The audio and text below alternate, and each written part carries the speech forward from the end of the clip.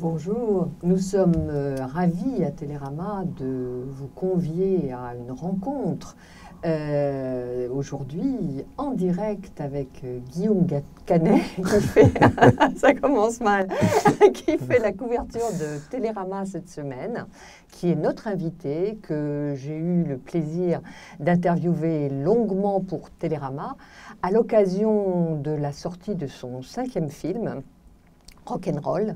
Alors, je n'ai pas toujours été passionnée par tous vos films, Guillaume Canet, la plupart oui, mais celui-là, je dois dire qu'il m'a scotché.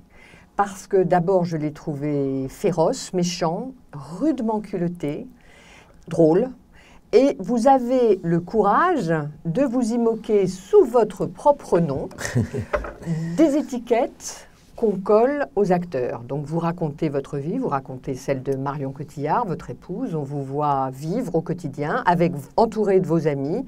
Alors, tout ça pour dénoncer les étiquettes qu'on colle. Comment c'est devenu une nécessité, ça? Racontez-nous. Alors d'abord, merci beaucoup pour ces mots.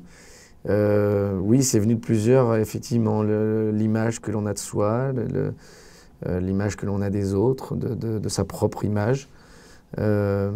Effectivement, les étiquettes qu'on colle, les idées qu'on se fait sur les gens sans les connaître, pas que dans le milieu d'ailleurs cinématographique, mais aussi dans plein d'autres milieux. C'est-à-dire que ça arrive de croiser des gens dans son travail et de se dire « Tiens, lui, je suis sûr que c'est un grand partouzeur de droite. » ou on s'imagine plein de choses sur les gens et que notamment dans cette société dans laquelle on vit, qui est très repliée sur elle-même, qui se regarde beaucoup, qui se filme, qui se prend en photo, qui font des selfies. Enfin, Vous-même, vous en jouez là sur Instagram. Oui, complètement. C'est parti d'une bêtise avec Marion qui dormait dans le train et on l'a prise en photo avec Rodolphe, mon co-scénariste.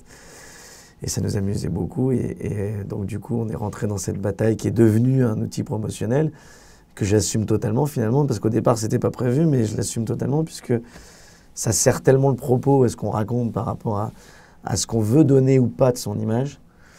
Donc voilà, il y avait ces thèmes-là, dont je disais aussi le selfie, qui est quand même aujourd'hui un aspect quand même assez intéressant de ce que ça raconte sur l'être humain, sur la volonté de se prendre en photo, de s'aimer, puis d'être très centré sur soi-même, quoi. Et donc, voilà, il y avait tous ces thèmes-là qui m'intéressaient par rapport à l'apparence aussi, parce que c'est aussi une apparence, c'est-à-dire l'image que l'on a de quelqu'un, c'est son apparence. Qu'est-ce que ça raconte sans connaître la personne? On le voit avec son apparence et on se fait une idée de sa personne, alors que si on ne va pas gratter un petit peu, comme moi, ça m'a pu m'arriver de rencontrer des gens dont je n'étais pas forcément fan, et puis... Et je me suis rendu compte de la vie incroyable qu'ils avaient, qu'ils étaient très intéressants, très intelligents, ou à l'inverse, des gens dont j'étais fan et qui m'ont énormément déçu. Donc c'était tout ça qui m'amusait, et puis aussi de tout ce qu'on a pu vivre avec Marion, toutes les conneries qu'on a pu entendre à notre sujet.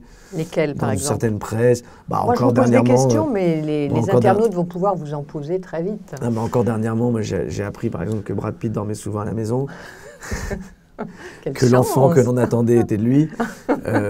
Donc voilà, ce que je veux dire, c'est qu'à un moment, il y a soit on vit ça de manière agressive et nerveuse, comme moi j'ai pu le vivre pendant un moment où j'ai eu quelques problèmes avec certaines personnes qui me cherchaient ou qui me tournaient un peu trop autour dans la rue avec leur appareil et qui se terminaient forcément mal. Maintenant, je pense que j'ai décidé de voir ça un peu d'une autre manière et de me rendre compte qu'aujourd'hui, de toute façon, quoi que l'on fasse, on sera suivi, on sera pris en photo et les propos seront déformés. Donc, je trouvais plus drôle de m'en moquer et d'en rire. Et puis, à force de vouloir rentrer chez moi, d'ouvrir moi la porte en disant venez voir comment c'est à la maison. Vous avez tourné chez vous? Non, on n'a pas tourné chez nous, mais on s'est inspiré, je me suis inspiré un petit peu du style de l'appartement. Mais l'appartement dans le film est beaucoup plus grand que le nôtre. Et d'ailleurs, avec Marion, on s'est dit on aimerait bien... Non, il n'y a pas de coucou. Non, les coucous, c'était vraiment pour la métaphore du temps et jouer là-dessus sur ce type qui ne s'est même pas vraiment rendu compte qu'il y avait autant de coucous chez lui et que tous les soirs il rentrait à la même heure et que voilà, il a suffi que cette jeune journaliste et cette jeune comédienne lui disent qu'il rentre tous les soirs à la même heure.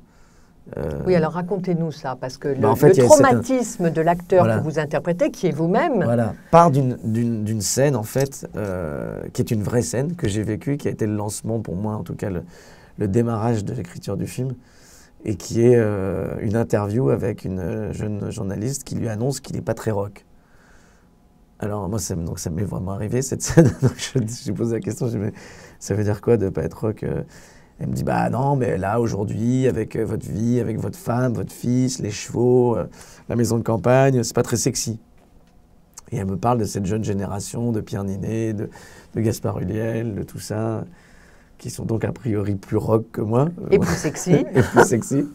Donc ça m'a fait rire, moi, dans la vie. Mais là, quand je suis sorti de cette scène, je me suis dit, ah non, absolument pas. Non, ça m'a pas blessé parce que peut-être que j'avais pas vécu encore ou j'étais pas dans cette crise de la quarantaine, parce que moi je me sens pas vraiment vieux. Mais c'est là que le propos est intéressant. C'est-à-dire que je pense que si j'avais fait ce film en étant vraiment dans une crise de la quarantaine, j'aurais pas pu le faire avec cette insouciance, avec cette légèreté et puis me moquer autant. Mais par contre, ce qui m'amusait, c'est de parler de toutes les choses qui font partie de ma vie, comme le Monsieur Cotillard, comme pourquoi moi je fais pas une carrière aux États-Unis, est-ce que je suis jaloux de la carrière de Marion, est-ce que, enfin voilà, de tous ces trucs qui font partie de ma vie, et ça m'amusait d'en rigoler. Et donc voilà, et donc cette journaliste lui apprend qu'il rentre tous les soirs à la même heure et qu'il n'est pas... et lui se rend compte qu'elle a raison, parce qu'il rentre le soir, il y a tous les coucous qui sonnent, et il se rend compte que finalement il avait une vie qui n'est pas très très rock. Et va décider de le devenir. Sauf que comme il ne l'est foncièrement pas, il va aller droit dans le mur et c'est une sorte de suicide social avec en plus de ça le thème du jeunisme, parce qu'il va se rendre compte au bout d'un moment que c'est pas tant le problème d'être rock ou pas rock et que ça veut plus dire grand chose dans un monde comme dans lequel on vit, qui tend à nous faire rentrer dans une sorte de norme, en fait, qui est très, très dirigée, en fait, par... et souvent, d'ailleurs, on a 10 ans de retard sur les États-Unis, ça nous arrive souvent au bout d'un moment, et on se met à vivre, finalement, comme eux, alors qu'on pouvait les critiquer 10 ans plus tôt. Et que je parle de manière de vivre, comme la clim, par exemple. On n'a jamais supporté la clim avant aux États-Unis. Maintenant, l'autre jour, j'étais... au Châtelet, j'en avais froid pendant tout le spectacle parce qu'il y avait la clim à fond alors qu'on est au mois de décembre, quoi. Donc, enfin, on était au mois de décembre. Et que là, c'est vrai qu'il y a cette volonté de rentrer dans cette norme de l'homme. Ce formatage. Voilà, ce formatage de l'homme avec des dents blanches, bronzé, musclé. À 50, 60 ans, aujourd'hui, il faut être avec les tablettes de chocolat, rentrer le ventre. Alors qu'il y a quelques années, c'était plutôt signe de prospérité et de réconfort, d'avoir un peu d'embonpoint. Les hommes passaient 40 ans avant, ils avaient l'embonpoint et c'était normal. Et c'était bien comme ça. Et aujourd'hui, il y a cette culpabilisation autour de la cigarette, il faut aller fumer dehors, on vous culpabilise de fumer. Enfin voilà, il y a les salles de sport qui émergent de partout. Et vous êtes sportif pourtant. Oui, moi je suis sportif, mais ce que je veux dire, c'est que... vous faites attention à votre apparence, quand même. C'est que la société, bien sûr, mais quand je dis ça par rapport à moi, c'est que j'ai jamais eu... D'ailleurs, c'est Marion qui dit ça, mais c'est pas moi, mais elle me dit que j'ai toujours eu plus le comportement et le tempérament d'un metteur en scène qu'un acteur. Je me regarde jamais dans une glace, je suis jamais quelqu'un qui... Vous trouvez vilain ? Non, pas du tout. Ah non, c'est pas que j'ai du mal à me regarder. C'est que ça m'intéresse pas. Franchement, Mais pourtant, quand même, je reviens à ce que vous disiez tout à l'heure sur les selfies, sur cette mode où on se regarde tout le temps, où on est centré sur soi. Faire un film que vous interprétez sous votre nom, avec Marion, sous son propre nom, c'est quand même aussi pas mal d'égotisme. Mais c'est tout le propos du film. C'est tout le propos du film. C'est de dénoncer ça en le jouant. Bien sûr, c'est que tout ce qui m'intéresse là-dedans, c'est que si vous regardez dans ma vie d'avant ce film, il n'y a jamais eu l'ombre d'une ouverture sur notre vie privée. on a toujours protégé énormément notre vie privée. Donc c'est quelque chose qu'on a beaucoup préservé. Et d'ailleurs, je ne rentrais jamais dans les détails.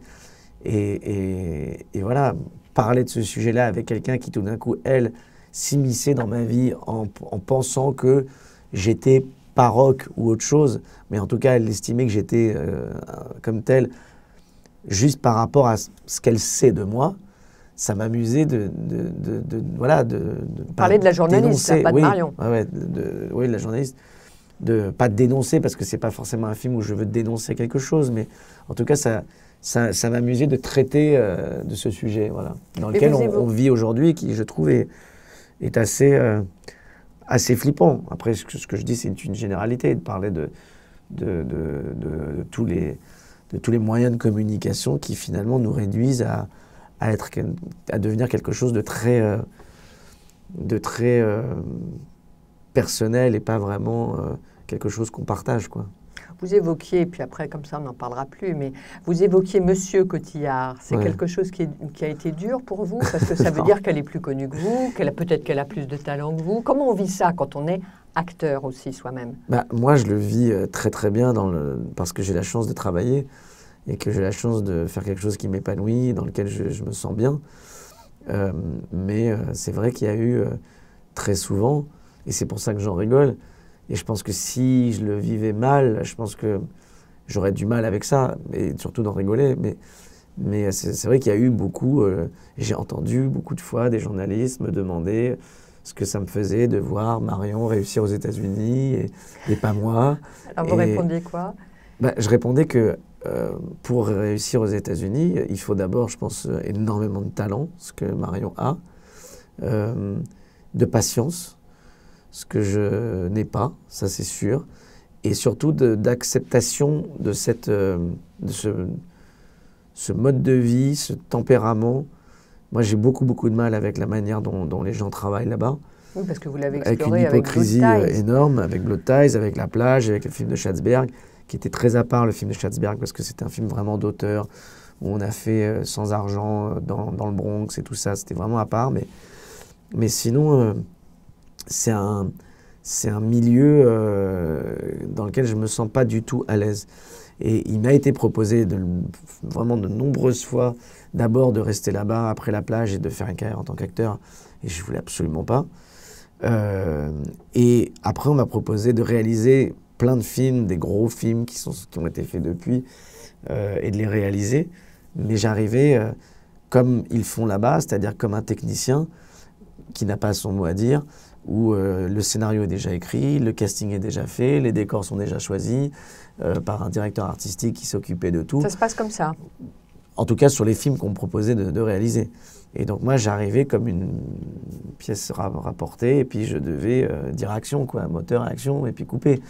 Même au montage, il y avait une clause où j'avais pas le final cut, donc ça m'intéressait pas du tout.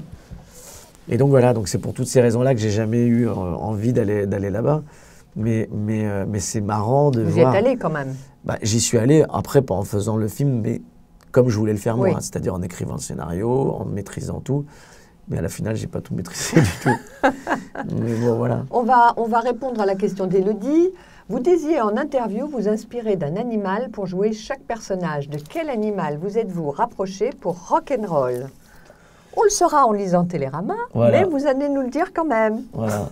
Alors, le truc, c'est que ce qui est plus compliqué dans ce personnage-là, c'est que là, je parle de moi. Donc même si on part sur une base de vrai, bon, même s'il y a des choses un peu transformées dans le film, ou un peu, enfin même légèrement exagérées par moment, la base quand même, c'est moi, c'est ma personnalité. Donc c'est vrai que c'est un exercice que j'aime beaucoup faire, de m'inspirer d'un animal, parce que j'ai toujours, je vais expliquer un peu pourquoi avant de parler de l'animal en question, mais parce que en fait j'ai toujours pensé et cru dans l'énergie que l'on ressent quand on rencontre quelqu'un. C'est-à-dire à la première fois qu'on rencontre quelqu'un, il se dégage une énergie, quelque chose de cette personne immédiatement. Et souvent, on sent si on va avoir un bon feeling avec cette personne ou pas. Et ça, je crois énormément en ça. Et c'est quelque chose que j'aime travailler dans les rôles pour qu'il se passe quelque chose à l'écran la première fois qu'on voit le personnage. Qu'il se dégage quelque chose de ce personnage dans sa manière de parler, de bouger, d'être. Et parce que, comme nous sommes tous des animaux, hein, doués de logos, de langage plus raison, mais on est des animaux à la base, et qu'on a cet instinct, en fait, animal, et de ressentir quand même une énergie de la part des autres. Hein. C'est peut-être un peu barge ce que je suis en train de raconter, mais moi je crois énormément à ça.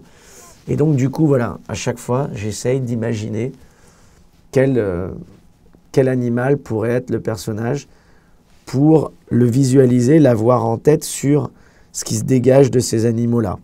Il y a des personnages, par exemple, qui sont félins dans leur manière Belmondo, par exemple, dans beaucoup de ses films. Je vois un personnage qui est souvent le même hein, quand on voit tous ces films, mais c'est souvent un personnage un peu félin, quoi, dans sa manière de marcher, de rouler les épaules, de sauter, de faire, voilà, je vois une panthère d'ailleurs, je pense que c'est pas un hasard si la panthère noire était sur le logo de Cerrito. Enfin, j'en sais rien, mais je viens de réaliser un truc comme ça, mais voilà. Et moi, pour rock'n'roll, bah, ça a été, je sais plus ce que je vous ai dit, un ours, je crois, je vous ai dit. Oui, vous m'aviez dit un ours. Parce que dans la vie, je suis quelqu'un qui est, et ça rejoint ce qu'on se disait tout à l'heure par rapport au fait d'ouvrir sa porte, c'est que c'est rare qu'un ours vous laisse rentrer chez lui. Et que je suis quelqu'un d'assez solitaire, enfin même très solitaire. Je suis quelqu'un je vais pas dire antisocial, mais je suis pas très sociable plutôt. J'ai du mal avec l'idée de me retrouver par exemple à une table avec des gens que je connais pas. Je suis terrorisé par ça, terrorisé par l'idée de devoir retrouver, voilà, sans connaître les gens. C'est un truc qui... C'est pour ça que vous travaillez toujours avec une même bande de copains, finalement, parce que vous avez quasiment une troupe. Peut-être que l'intimité, la complicité avec les gens me rassure dans le travail et la confiance. Maintenant, j'aime aussi rencontrer d'autres personnes et travailler avec des nouvelles personnes, mais en tout cas, à chaque fois que je me suis fait un peu violence, je me suis rendu compte à quel point j'étais heureux de l'avoir fait. C'est-à-dire qu'à chaque fois que je me suis fait violence à aller vers les gens et à les rencontrer, à parler avec eux, et d'ailleurs je le fais de plus en plus. Mais ça, c'est vraiment depuis que je suis avec Marion, en fait. Comme Marion, c'est quelqu'un qui est très, très, très sociable et qui parle beaucoup aux gens, n'importe où on va, dans un restaurant, elle est capable de se retourner, parler avec les gens à la table à côté. Alors moi, c'est un truc, ça n'existe pas chez moi, ça. Mais d'où ça vient, cette solitude, cette timidité?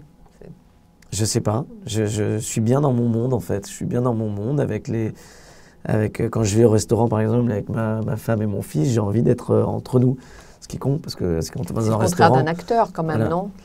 Mais c'est pour ça que je vous dis que j'ai vraiment pas le tempérament d'un acteur. Je pense pas, en tout cas, avoir le tempérament d'un acteur. Moi, j'ai toujours voulu être metteur en scène avant d'être acteur. Je suis devenu acteur parce que ça a marché plus vite qu'en tant que metteur en scène et ça me permettait de payer la pellicule pour faire mes courts-métrages. Mais je pense que d'ailleurs, j'ai jamais vraiment compris le tempérament des acteurs. C'est-à-dire que d'ailleurs, je pense que les acteurs que j'aime au cinéma sont des gens qui sont pas dans l'étalage de leur apparence, de leur physique, dans la manière de faire des photos, vous voyez ce que je veux dire? Il y a des gens, enfin voilà, la manière dont ils gèrent leur carrière et leur apparence. J'ai beaucoup de problèmes, par exemple, avec l'idée de voir la plupart des acteurs américains aujourd'hui, parce que j'avais fait la recherche en fait pour mon film aux États-Unis, tapez n'importe quel acteur entre 20 et 40 ans, vous allez regarder sur Internet, il y a forcément des photos de tous les acteurs aux États-Unis, torse nu, en train de poser avec les muscles, avec les tablettes de chocolat comme ça. Ça me viendrait jamais à l'idée d'aller mettre... alors s'il y a une photo volée ou alors dans un film... Parce que vous n'êtes pas très musclé. Peut-être pour ça. Peut-être que si je l'étais, je serais fier de m'exposer. Non, mais il y a un truc comme ça de vouloir...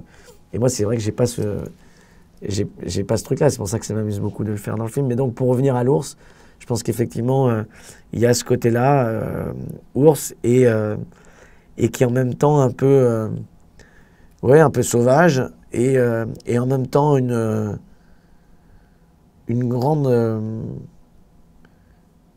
volonté.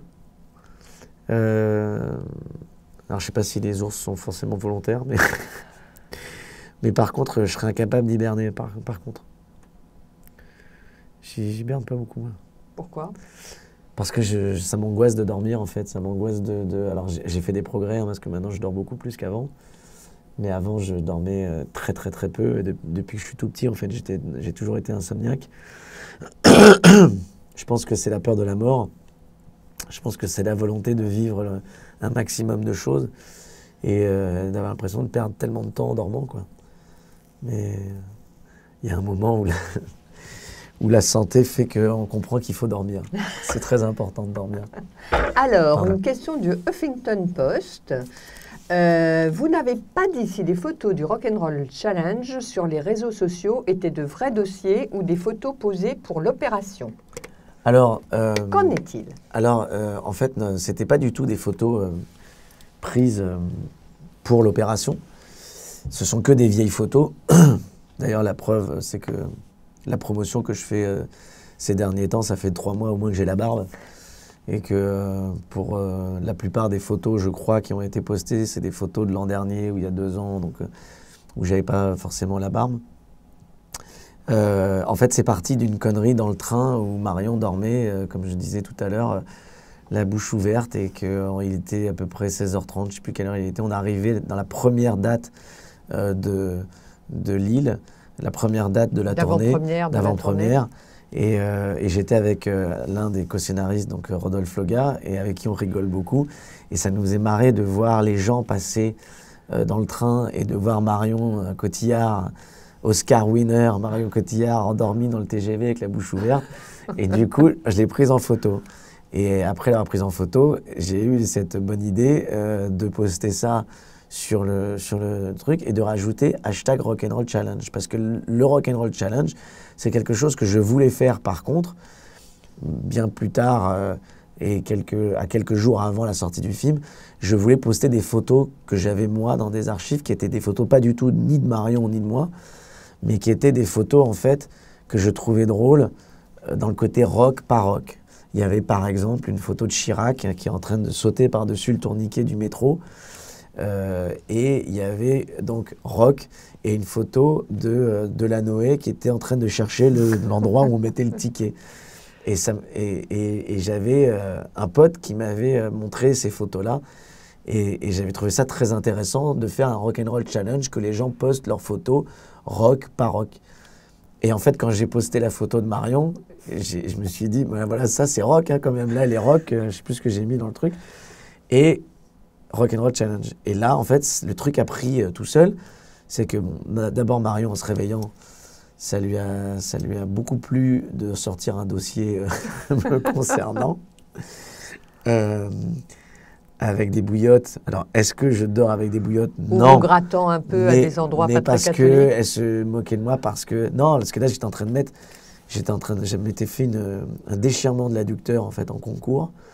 Et j'étais en train de me mettre un élasto, en fait, autour du truc. Et c'est une copine qui était sur le concours, qui m'avait pris en photo, qui l'avait envoyé à Marion, qui était une copine aussi de Marion, qui l'avait envoyé à Marion.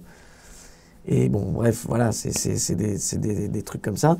Et c'est devenu finalement un outil promotionnel énorme que j'assume complètement et qui continue, parce que ça nous amuse d'essayer de retrouver des dossiers que l'on a.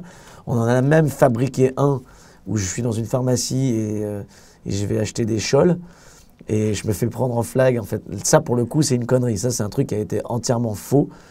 On était à Orléans avec Rodolphe Loga Et je lui dis, tiens, regarde, filme-moi de dehors, je vais faire semblant d'acheter des choles.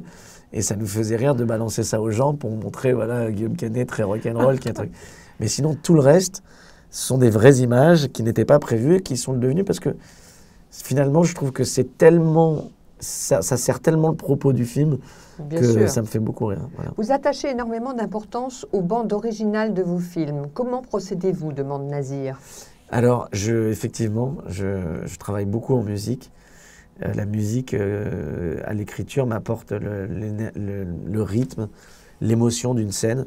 Et souvent, quand je suis en train d'écrire, je laisse la playlist un peu en aléatoire. Et des fois, ça m'arrive même de tout d'un coup entendre une musique et qu'elle vraiment m'inspire une scène. Et je laisse tout tomber ce que je suis en train de faire.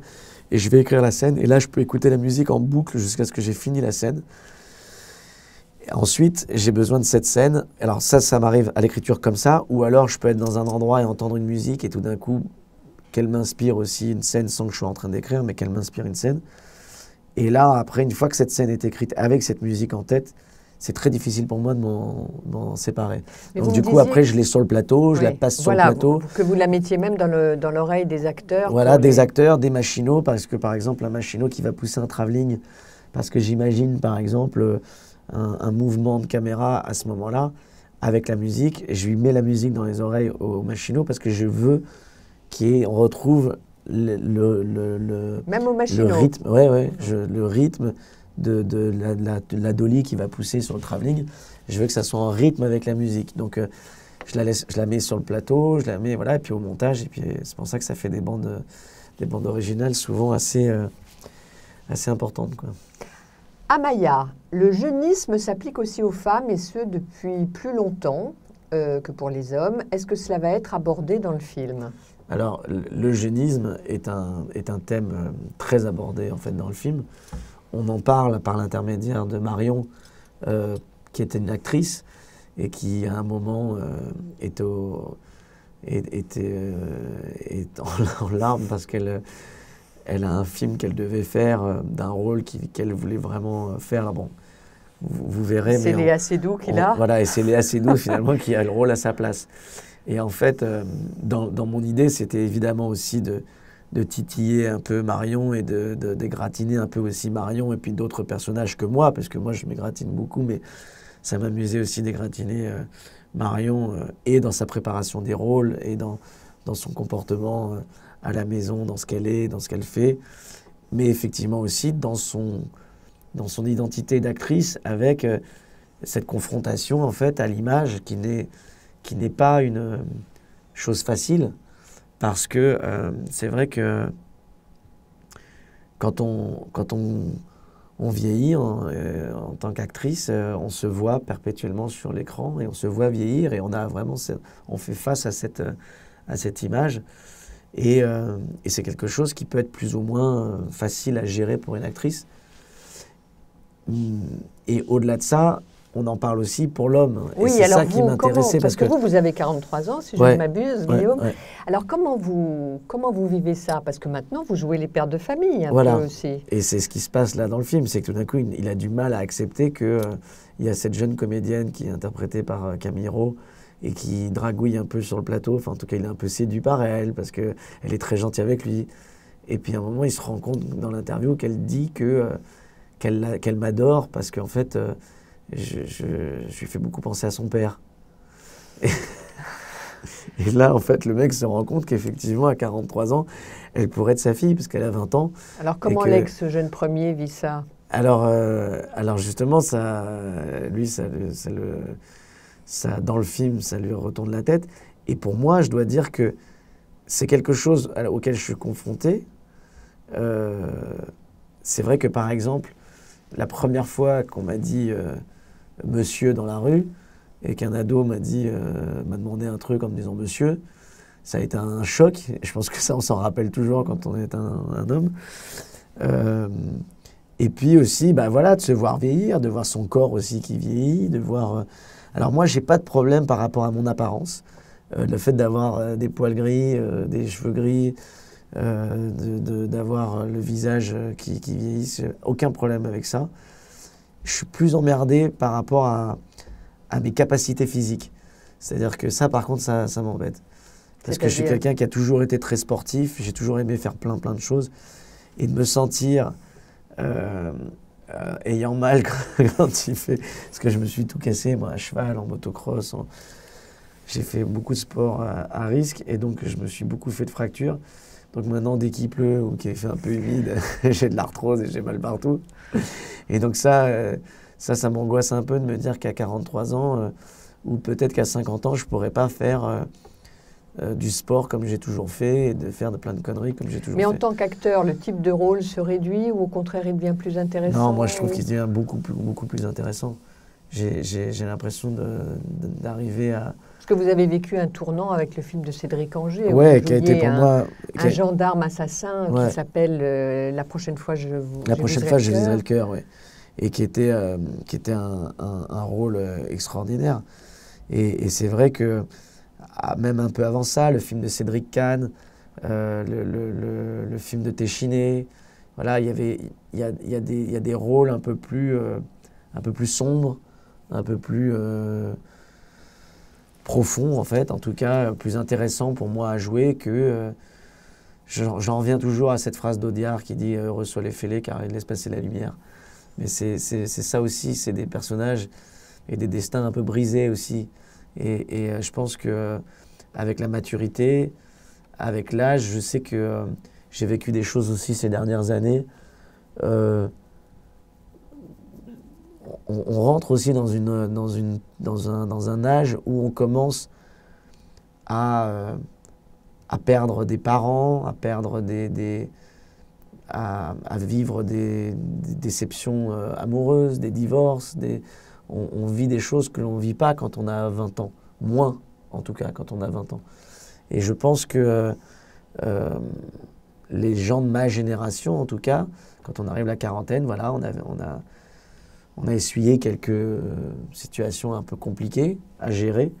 Et je pense que ça nourrit aussi de certaines choses et d'une certaine émotion aussi que l'on va retranscrire plus facilement ou qui va peut-être transpirer de soi plus facilement en tout cas. Et c'est vrai que moi je sais que ce que j'ai vécu ces 10-15 dernières années, de perdre des potes proches, importants dans ma vie, ça fait voir la vie différemment en fait. On voit les choses différemment. Et donc du coup, d'avoir un enfant aussi, parce que là je parle de choses tristes, mais avoir un enfant c'est quelque chose de tellement merveilleux. Et puis ça déplace totalement les priorités. Et donc il y a toutes ces choses-là qui font que je pense être plus armé en tout cas, si je puis dire, parce que c'est pas vraiment le terme, mais en tout cas plus nourri de quelque chose pour pouvoir exprimer ce que je dois exprimer dans un rôle, quoi. Donc vous n'êtes pas fâché de quitter le jeune premier de la plage? Pas du tout, mais je trouvais ça tellement chiant de faire la plage, c'était le film le plus chiant à faire. C'est-à-dire que j'étais en maillot de bain toute la journée et j'avais rien à faire à part être en maillot de bain sur la plage, quoi. J'avais absolument rien de compliqué. Mais il faut savoir porter le maillot de bain. Oui. Une question de Pierre-Alex. Votre film n'est-il pas plus philosophique qu'il n'y paraît? Autrement dit, sommes-nous condamnés à l'ennui après 40 ans? Justement, non. Enfin, moi, je pense que il faut se battre contre ça, en fait. Et aujourd'hui, on vit dans cette société dont je parlais tout à l'heure qui, grâce au progrès de la médecine, vieillit beaucoup mieux qu'avant. C'est-à-dire qu'à 50, 60 ans, aujourd'hui, on n'est pas vieux. On est totalement... si on a la chance de ne pas vivre et de ne pas traverser une maladie, on est totalement capable de faire plein de choses. Et physiquement, et psychologiquement, mentalement. Et qu'aujourd'hui, du coup, les gens de 50, 60 ans sont confrontés à cette situation de la jeune génération qui arrive, et il faut de la place. Donc en fait, dans n'importe quelle boîte, n'importe quelle société, il y a le directeur des ressources humaines qui vient vous voir et qui vous dit, voilà, ou en tout cas quelqu'un qui vient vous expliquer que maintenant, ce serait bien de laisser passer laisser la place à la jeune génération qui arrive, alors que vous n'êtes absolument pas prêt à 50 ans ou 60 ans à prendre votre retraite, quoi. Vous avez envie de continuer vous avez pris la place de travailler. qui quand vous êtes arrivé au cinéma? Alors, je ne sais pas, c'était la génération de... Je ne sais pas, de Yvan, justement, peut-être, Yvan Attal, de Hippolyte Girardot, de tout ça, je crois. Je pense que c'était cette génération-là. Mais donc, du coup... Enfin voilà, du coup, on est confronté à ça. Et moi, ce que je dis simplement dans le film, c'est que l'important, en fait, aujourd'hui, c'est à travers à la fois le jeunisme, à la fois le fait d'être rock, de pas rock, que quelque part, pour moi, être rock, c'est s'interdire et refuser que quelqu'un puisse avoir un jugement sur... ce que vous êtes ou ce que vous avez décidé d'être. Voilà. Qui que vous soyez. C'est-à-dire, vous pouvez avoir décidé d'avoir des piercings, des tatouages plein le visage et de faire quelque chose. Si c'est quelque chose dont vous aviez besoin et que vous êtes passé par là pour avoir une réponse à un trouble psychologique ou aller au bout justement d'un malaise psychologique, ou alors vous avez décidé à 40 ans de quitter votre femme et vos enfants pour vous installer avec une petite jeune de 20 ans et de vous acheter une Ferrari et de mettre des perfectos, eh bien la vie elle-même vous dira si à un moment vous avez fait une erreur ou pas, mais en tout cas, ce que je trouve important, c'est ça, en fait, c'est là qu'on est rock, en fait. Être rock, c'est de refuser de vivre quelque chose qu'on n'a pas envie de vivre. Et alors je pense que c'est ça qui est important. Bah, je sais pas si je... Non, moi, je pense que dans mon mode de vie... Vous me dites que vous l'êtes pas. Non, parce que je ne suis pas rock dans ma façon, et c'est un truc que je dis beaucoup en ce moment en interview, c'est que je ne suis absolument pas rock dans mon mode de vie. Je suis quelqu'un qui je bois très peu d'alcool. Quand j'en bois, ça se finit mal. Oui, parce qu'il y a la question de Lorraine, là, pas trop mal à la tête après les recettes pompettes. Voilà, c'était hier, c'était très compliqué. Donc, je bois très, très rarement. Et quand je bois, je suis vite dans un état. Je tiens bien, enfin, je vis bien le fait d'être bourré. J'ai pas l'alcool mauvais, mais en tout cas, je suis vite bourré.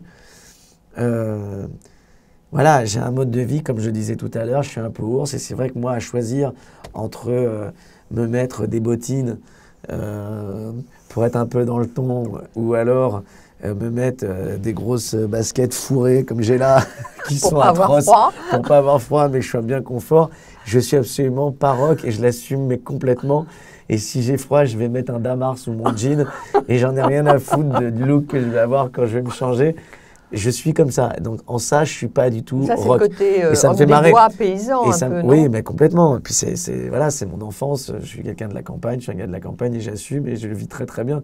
Mais d'ailleurs, ça me fait marrer parce que la dernière fois, je suis parti pour aller à un concert des Black Minous où Yarol Poupeau jouait à l'Élysée-Montmartre et en partant, j'ai voulu, pour rigoler, je me suis dit tiens, je vais mettre le perfecto du film, celui que j'ai sur la couverture, parce que j'avais gardé les vêtements et du Télérama. coup, voilà. Et du coup, la couverture, pardon, oui, sur vous avez une recette complète.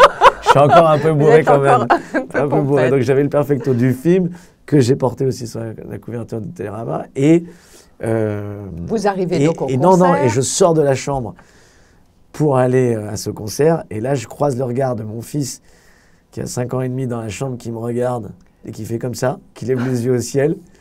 Donc ça me fait marrer parce que voilà. Et j'ai croisé après celui de Marion dans la cuisine qui dit tu vas pas y aller comme ça. Et j'ai enlevé le perf. Et je me suis dit c'est tellement pas moi. Pas pour moi. Les gens savent que c'est pas moi. Je suis pas comme ça. Et par contre, quand je dis que toute mon explication de ce qui est rock et tout ça, je pense que dans ma liberté, par contre, dans mon tempérament, je pense être quelqu'un j'ai jamais accepté la contrainte, j'ai jamais accepté qu'on me dise plateau, ce que je dois faire. Vous êtes obligé d'accepter la contrainte. Jouez pas au héros là. Pas toujours. Quand vous êtes dit ah bon, vous vous rebellez. Je peux me rebeller. Non, s'il y a des choses que je ne comprends pas et que je n'arrive pas à faire et que je n'ai pas envie de faire, c'est compliqué. Alors, qu'est-ce que vous faites? Ah, je négocie. Je négocie, mais oui, non, je suis quelqu'un j'aime avoir ma liberté, en fait. J'aime avoir ma liberté, c'est quelque chose de très important pour moi.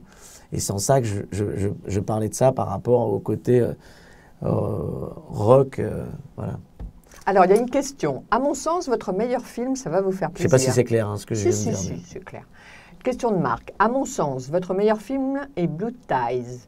Maîtrisé, intéressant, oubliez le box-office et les critiques, c'est votre meilleur film. Vous êtes d'accord avec ça? Ça me fait excessivement plaisir parce que c'est vrai que c'est un film, si je pars de la raison pour laquelle j'ai fait du cinéma, à savoir les films qui ont bercé mon adolescence, même mon enfance, sont les films de Sauté, les films de Cassavetes, les films de Piala, les films de Schatzberg, de Sam Peckinpah, les premiers films Schatzberg. Ouais, non, du parrain de Coppola. Conversation secrète, tout ça, tous ces films-là. C'est vraiment le cinéma dont je me suis nourri et qui m'a toujours, que j'ai toujours admiré. Et c'est vrai que quand j'ai fait Blood Ties, c'était un moment où je sortais de ce succès avec Les Petits Mouchoirs, qui était pour moi un film très particulier parce que j'assumais plus du tout en fait ce film dans le sens où je l'assumais dans sa comédie et dans le ton comique qu'il y avait par moment. Tout le truc de l'émotion, je l'assumais absolument pas. Pourquoi? Parce que d'abord, quand j'ai fait le film, j'avais beaucoup de mal à avoir, à être allé aussi loin. C'est-à-dire que j'avais écrit ce scénario. Et après, je pense qu'en le réalisant, j'ai réalisé que c'était très malsain de ma part de parler de cette histoire.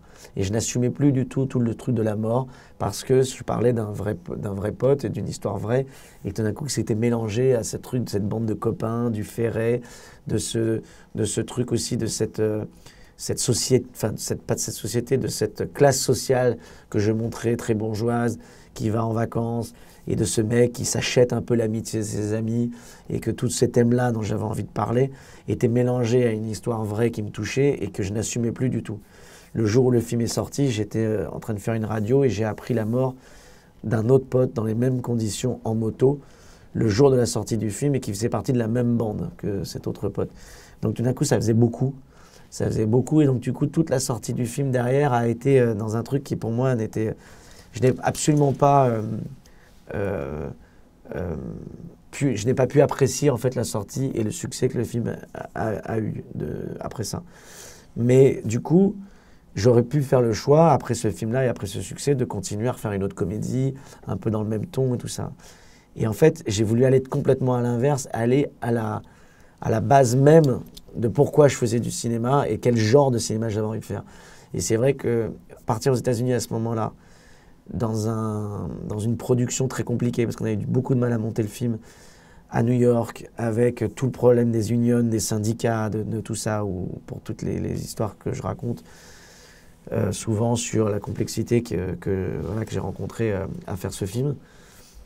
C'est un film dont je suis extrêmement fier, vraiment, parce que c'est un film qui, malheureusement, et à cause de moi, et j'en suis le seul responsable, n'aurait jamais dû aller à Cannes, parce qu'il était trop long, il faisait 40 minutes de trop, ce qui est énorme, parce que j'ai coupé 40 minutes après. Je pense que c'est ce qui a aussi un peu tué le film. Et quand je le revois, parce que c'est très rare que je revois mes films, mais j'ai eu envie de le revoir cet été. Et en fait, je l'ai revu vraiment avec un grand plaisir. Et c'est un film qui est abouti, qui est très réfléchi. Toute la direction artistique, la reconstitution de l'époque. J'ai été vraiment dans n'importe quel détail. C'est-à-dire que j'ai voulu que tous les comédiens ont travaillé avec des coachs pour parler avec l'accent de Brooklyn dans les années 70, qui ne sont pas les mêmes trucs, avec de l'argot, avec Je me suis entouré de gens, dont par exemple le chef d'écho, qui était un ancien tox dans les années 70, à Brooklyn, qui m'a donné des détails de choses qu'on ne voit pas forcément dans les films. Vous êtes perfectionniste comme Je suis metteur en scène? très perfectionniste et j'aime le détail. C'est pour ça que je fais du cinéma. Je trouve que c'est ça qui est intéressant. Ça me paraît totalement aberrant et absurde quand je vois des metteurs en scène qui arrivent à préparer un film en 3 semaines. Ça me paraît complètement dingue. C'est-à-dire que moi, j'ai toute la préparation avant. C'est là que je trouve ça vraiment très intéressant. C'est là que je fais mes courses, quoi. C'est-à-dire que je vais partout, dans les repérages, les rencontres avec les gens, les anecdotes qui vont me permettre de... comme par exemple la scène quand Marion va acheter de la cam dans Brooklyn. Bon, bah, l'histoire du petit trou en fait dans une porte avec la porte blindée fermée de partout, c'est une histoire que m'a raconté le chef d'éco et comme ça qu'il allait acheter sa cam parce que si les flics arrivent donc à la porte... Le réalisme vous importe. Voilà, le réalisme m'importe énormément. Et donc ce film est bourré de tout ça, de tous ces détails-là. Et puis la chance de travailler avec des gens comme James Caan, par exemple, qui sont pour moi des acteurs formidables. Donc merci beaucoup en tout cas. Alors on a encore 2 dernières questions, puis après on va vous laisser filer à une autre avant-première. Chris, êtes-vous collectionneur de DVD Blu-ray? J'attends le Blu-ray du film Mon idole, donc votre premier film avec François Berléand. Que peux-tu faire pour moi, Guillaume? Du film de Mon idole? Alors d'abord, juste pour revenir à Blood Ties, donc oui, effectivement, je pense que c'est un de mes meilleurs films. Et non pas que je sois en train de faire de la promo de rock'n'roll, et je ne dis pas ça par rapport à rock'n'roll. Après, par contre, je pense que dans l'insouciance et dans le lâchage, j'ai vraiment appris quelque chose avec rock'n'roll parce que je me suis vraiment... c'est un film dont je suis très très fier aussi. Mais ce n'est pas un truc de promo, c'est en pensant à ces 2 films-là. Par rapport à Mon idole, qui est un film... Alors Blu-ray, il va passer en Blu-ray? Qui est mon premier film. C'est une très bonne question. J'ai pas du tout... j'ai jamais... Enfin voilà, je pense toujours à plein de choses. Et je vais me prendre une note tout de suite pour faire un Blu-ray parce que c'est un film que j'aime beaucoup et je pense qu'il mérite d'être vu dans des bonnes conditions. Et c'est vrai qu'aujourd'hui, les DVD, c'est vraiment compliqué, quoi. Alors, question de Huffington Post. Vous qui protégez votre vie privée et ne jouez pas vraiment votre rôle dans le film, pourquoi avez-vous franchi ce cap sur les réseaux sociaux? Vous voyez, ça tracasse, les réseaux sociaux. On y est là, d'ailleurs, nous-mêmes. C'est un petit peu la question déjà tout à l'heure du Huffington Post. C'est ce que j'expliquais tout à l'heure. C'est que c'est tout le propos du film, c'est tout ce qui m'intéresse. Et ce que je fais là dans les réseaux sociaux, je ne l'ai jamais fait avant. Donc, c'est ça qui m'amuse. Il suffit de regarder mes réseaux sociaux, à part tout ce qui concerne le cheval et mon activité équestre. J'ai jamais posté des photos de moi compromettantes ou alors pas compromettantes. C'est-à-dire que j'ai jamais même fait des photos de moi même en tant qu'acteur. Comme ça, j'ai fait des vidéos drôles parce que ça m'est arrivé de faire des vidéos où je fais des dub mash, ce qu'on appelle les trucs où je fais du doublage pour rigoler. Mais j'ai jamais été là-dedans. Donc c'est pourquoi avoir franchi ce cap? Parce que je trouve qu'aujourd'hui, je parle de quelque chose, d'un phénomène, et je trouvais intéressant d'en témoigner en le faisant moi-même et de montrer aux gens, voilà ce que ça donne. Je parle quand on parle par exemple de Johnny, quand on voit que Johnny, par exemple, a eu des journalistes, des photographes, des paparazzi devant sa porte pendant des années et des années, depuis les réseaux sociaux, depuis qu'il poste toute sa vie, vous moquez constamment. Un peu de lui dans le film, non? Oui, mais Johnny. Tout le monde se moque de soi-même. C'est lui qui se moque même de Comment soi-même. il a accepté quand même? Très Il a un facilement. dialogue. Vous nous dites un peu ce qu'il dit dans le film, c'est tellement drôle. Et il m'explique que le rock and roll, et il me dit écoute Jérôme, parce qu'en fait il m'appelle Jérôme parce qu'il Il se trompe. il se trompe de prénom. Et il me dit je vais te dire une chose. Il y a une expression américaine en anglais qui dit rock and roll is dead. Ça veut dire le rock and roll est mort. Mais le rock and roll n'est pas mort pour les gens qui sont rock et qui sont pas morts. Voilà, il explique tout un truc. Et donc voilà, pour répondre à cette question-là. Pour moi, oui, j'ai toujours protégé ma vie privée. Je la protégerai toujours. Vous jouez pas vraiment votre rôle dans le film. Alors, effectivement, il y a quand même une vraie base de vrai au départ. Après, là où va le personnage, c'est pas moi. Par contre, le personnage à la base, c'est moi. Après, bon, je vais pas rentrer dans tous les détails de ce que traverse ce personnage. Est-ce que ça m'est vraiment arrivé ou pas? Mais en tout cas, il y a beaucoup de vrai qui a été un peu étiré. Mais voilà. Et pourquoi les réseaux sociaux? Bah, tout simplement pour servir au mieux et exprimer au mieux ce que je raconte dans le film. Et parce que c'est un moyen aujourd'hui effectivement promotionnel, comme je le disais, dont je pense que voilà, il sert au mieux en tout cas le propos du film. Vous disiez, et puis ça sera ma dernière question, que... Mais c'était pas prévu au départ. Ce truc-là, c'était prévu d'une autre manière. Mais voyant l'impact que ça a, voilà, exactement. Et non cynisme. Je me suis rendu compte que c'était encore mieux. Je l'assume totalement. Oui, vous êtes fier, vous disiez tout à l'heure, particulièrement de ce film, parce que vous êtes lâché et dans l'insouciance. C'est si compliqué pour vous, l'insouciance? C'est pas que c'est compliqué, c'est que je pense que c'est nécessaire à faire ce métier. L'insouciance, l'inconscience, c'est quelque chose de très important parce que je sais que j'aurais jamais pu faire ce film-là si je n'avais pas eu cette période d'une année à penser que je ne ferais plus jamais de film. Parce que c'est vraiment ce que j'ai pensé après la sortie de Blood-Ties. Je me suis dit, de toute façon, je ferai jamais rien de mieux, donc ça sert à rien de m'y remettre. Et j'y croyais plus, j'avais plus envie. Et en fait, c'est le fait de vivre complètement autre chose et de partir dans une autre vie, qui est celle d'un cavalier, où je me suis mis à monter à cheval, à faire de la compétition. J'ai rencontré d'autres gens, des gens avec qui j'avais grandi, qui ne sont pas du tout dans le même état d'esprit, en tout cas, que le milieu du cinéma. Ça m'a fait tellement de bien que j'ai retrouvé finalement petit à petit une légèreté et ça m'a renourri et ça m'a enlevé cette aigreur que j'avais. Et du coup, j'ai pu faire ce film dans cette insouciance-là parce que je me suis dit, de toute façon, si ça devait être mon dernier film, je sais qu'il y a plein d'autres choses dans ma vie que je peux faire et dans lesquelles je serai heureux. Et c'est ça qui est important, en fait. C'est de savoir à un moment ce qu'on est prêt à perdre. Voilà. Et que moi, en fait, quand j'ai écrit ce scénario-là, il y a plein de gens qui m'ont dit « Mais tu te rends pas compte de ce que tu es en train de faire. Tu vas casser ton image, les gens vont pas avoir une bonne image de toi. » Et en fait, foncièrement, je m'en fous de l'image que l'on a de moi.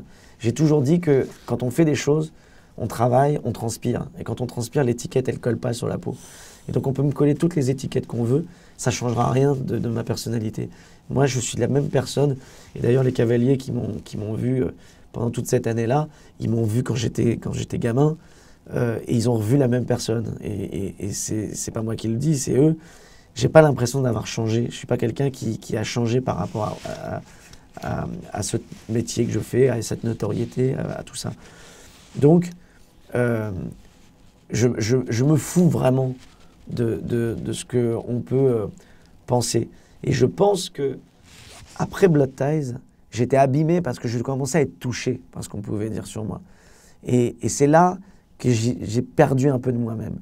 Et cette année-là m'a permis finalement de me retrouver avec ma confiance, même si je suis quelqu'un qui a plein de doutes et je passe par des périodes de doutes, je sais que c'était quelque chose d'important pour moi. Et donc du coup, j'ai perdu le fil de ma pensée, mais ce film vous a fait du bien, en gros. Voilà, que ce film m'a fait du bien et que l'insouciance, effectivement, elle était nécessaire. Et je pense que, oui, je peux être quelqu'un d'insouciant, même si j'ai des doutes et que je suis quelqu'un d'insatisfait perpétuellement et que j'ai besoin toujours de remettre en question certaines choses. J'ai quand même un truc qui est aussi ce que m'avait appris et ce dont on parle d'ailleurs dans Télérama, dans notre interview avec Rochefort, qui me disait « n'achète jamais le barbecue ». C'est ça aussi, parce que « n'achète jamais le barbecue », ça veut dire, si tu achètes le barbecue, ça veut dire que tu as acheté la maison de campagne, ça veut dire que tu payes des traites pour payer la maison de campagne, et ça veut dire que tu commences à te soucier de comment tu vas payer tout ça, et que tu commences à faire des films pour des mauvaises raisons. Et que c'est toujours important dans ce métier, je pense, de faire les choses avec son cœur, avec son instinct, avec son envie, mais pas avec trop avec sa tête. Merci Guillaume Canet. Merci à vous.